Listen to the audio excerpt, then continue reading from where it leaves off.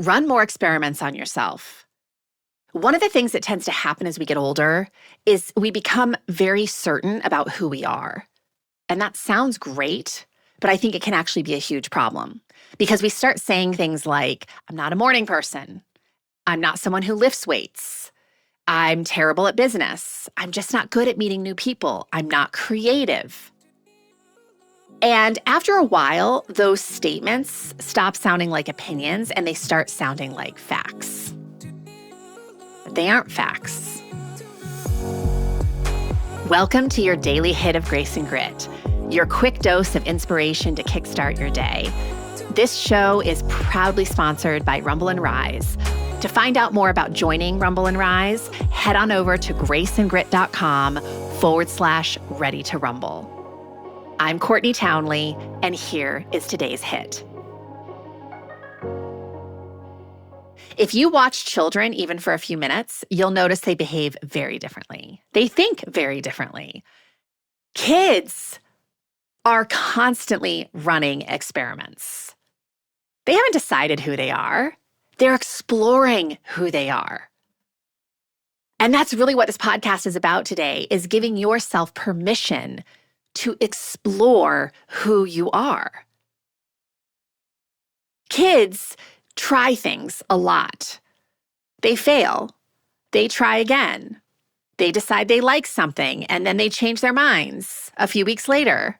They're endlessly curious about what might be possible, what might be fun, what might light them up. Wouldn't it be awesome if we never lost that?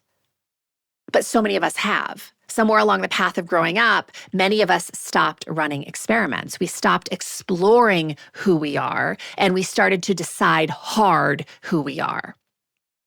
We started protecting an identity instead of exploring one. And this is actually how I approach my work with my clients. Everything that I teach, every invitation that I give is framed as an experiment. Not because I'm unsure about the principles that I teach, but because I know that every woman is radically different. I don't know with absolute certainty which strategy is going to work best for someone, but I do know that if a woman is willing to run some experiments, like really be all in with running some experiments, she's going to learn a lot about herself. Maybe she discovers, wow, I really enjoy this. Or this really works for me. This makes my life so much easier.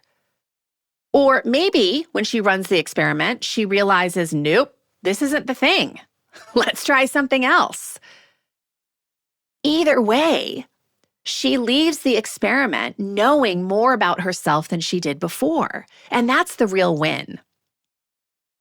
Midlife is such a perfect time to start running more experiments again. And experiments can be fun and delicious and delightful. What would happen if you try the class you're convinced you won't like? What if you just try?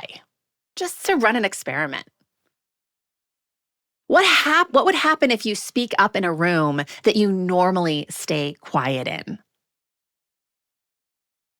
What might happen if you approach work or your health or your relationships with curiosity instead of certainty? Not every experiment you run is going to lead somewhere meaningful. I'll give you that. But some of the experiments you run will open doors you never realized were there. And why not explore that? Many of the things we think are fixed about us are just stories we never questioned, or curiosity that we stopped granting ourselves. So stop moving through the world as if you already have all of the answers. And start moving through the world with the curiosity of a child and a willingness to explore who you are at this age and stage of life. If this stirred something inside of you, imagine what a whole book of clarity and courage could ignite. The Consistency Code, a midlife woman's guide to deep health and happiness, goes even deeper into the mindset and practices that create real, meaningful change at midlife. Grab your copy today over at theconsistencycode.com and keep the momentum alive.